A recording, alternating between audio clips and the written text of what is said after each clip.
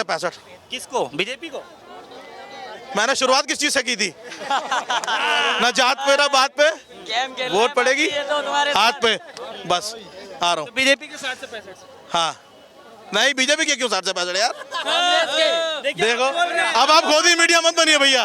क्या आपको लगता नौ है? का मसला अगर भाई साहब 2% होता ना तो तपस्या में कमी नहीं रहती, समझा पाने में असमर्थ नहीं रहते। 2021 के अंदर जब कहा था मेरी तपस्या में होगी कमी रह गई होगी, हम समझाने में असमर्थ रह गए होंगे। अगर वो 2% ही मुद्दा होता तो जिस देश के अंदर 68% इकोनॉमी जो है सिर्फ खेती बाड़ी पे चलती है, जी। उस देश के अंदर किसान का मुद्दा क्या 2% रह जाएगा सर? नमस्कार, एक बार फिर से आप सभी का स्वागत है DS4 न्यूज में। हरियाणा चुनाव को लेकर सट्टा बाजार का सुरूर अब पूरे सबाब पर है। देखिए, भले ही जो है रिजल्ट 4 अक्टूबर को आए, लेकिन अभी से सट्टा बाजार के अंदर ये गर्मियां देखने को मिल रही हैं।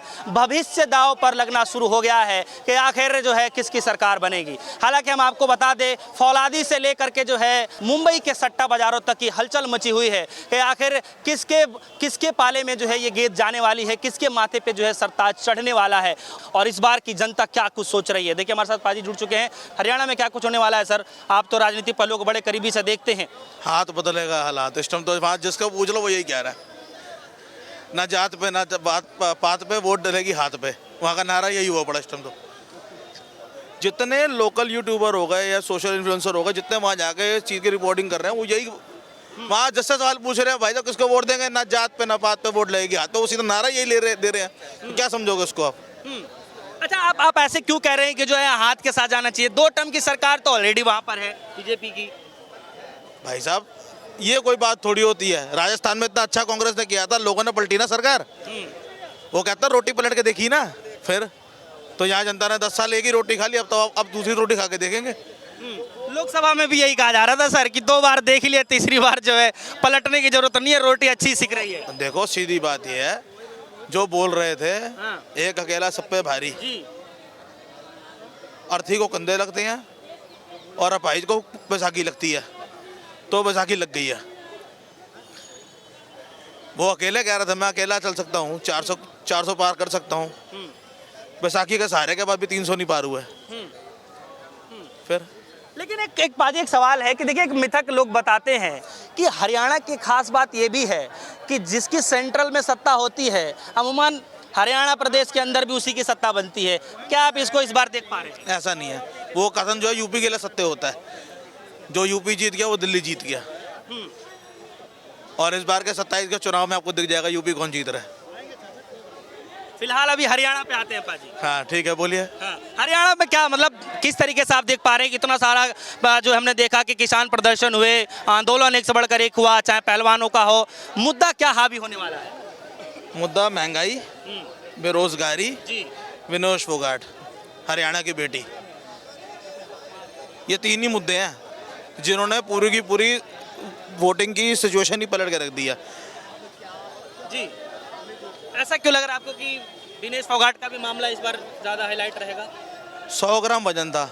अगर हम अपने देश की तरफ से, अगर हमारे देश के जो कोच गए थे यहाँ से, हमने जिनके ऊपर हमने 1 करोड़ से ऊपर खर्चा करके उनको कोच बना के रखा और उनके ऊपर खर्चा करके उनको वहाँ भेजा 5 स्टार होटल में रहने के लिए, जहाँ का एक दिन का रूम का किराया जो है आपका 1 लाख से 1.25 लाख रुपए का बीच का आता है, मरे से मरा, घटिया से घटिया। और वो जिस सूट में रह रहे थे उसका तो किराया कम से कम 5.5-6 लाख रुपये। वो अगर बोलते हैं कि आपने 53 किलो वाले वेट के अंदर चलने वाले विनोद फोगाट को 50 किलो में डलवाया है, डलवाने के बाद में अगर वो 100 ग्राम पे कर रही है, आप ऑब्जेक्शन उठाते तो एक चांस उसको दोबारा मिलना था।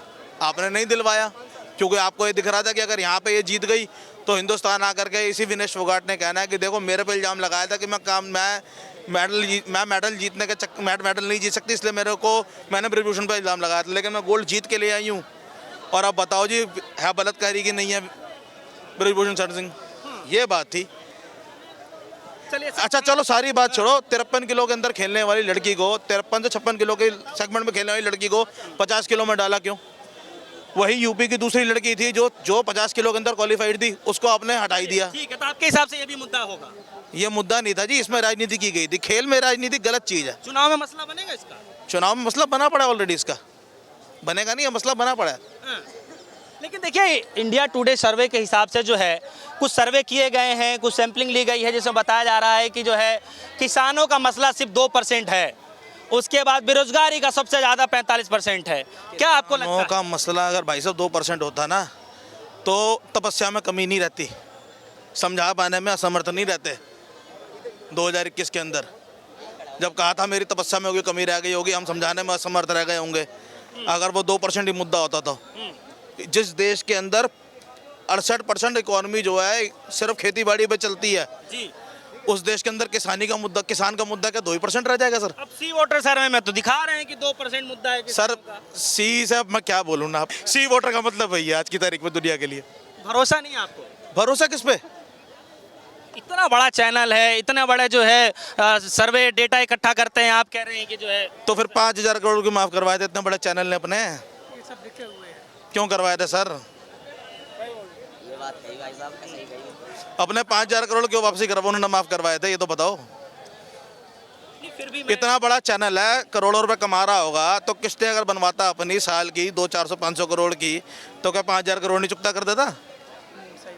चलिए ठीक है, वो अलग बात है, लेकिन मैं चुनाव पे आना चाहता हूँ। पाजी आप खेल रहे हैं मेरे साथ, देखिए मैं ये कह रहा हूँ, चलिए ना पाजी मैं ये कह रहा हूँ कि नहीं, चुनाव को लेकर के मैं इसलिए जानकारी लेने आया हूँ कि देखिए किसानों का जब मसला रहा तो सबसे ज़्यादा आपके क्षेत्र से लोग आए, हरियाणा के क्षेत्र लोग आए, यूपी से भी आए, लेकिन सबसे ज़्यादा जो चर्चित रहे किसान भाई वो हरियाणा और पंजाब के रहे। आप भी वहीं से आते हैं, तो सवाल ये है कि क्या वहाँ पर ऐसा मसला बनने वाला है, ऐसा मुद्दा बनेगा क्या? देखो मैं आपको बता रहा हूँ एक चीज़, मैं हूँ पीछे से पंजाब का जी, लेकिन जो मेरा बर्थ प्लेस है वो यूपी ईस्ट का है। अच्छा, यूपी ईस्ट का, ठीक है जी।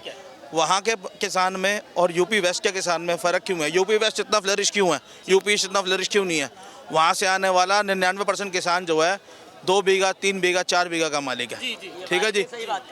और जो यूपी वेस्ट के अंदर हमारे किसान भाई हैं या पंजाब हरियाणा के किसान भाई हैं वो 100 बीघा 50 बीघा 200 बीघा 500 बीघा बड़ा किसान है।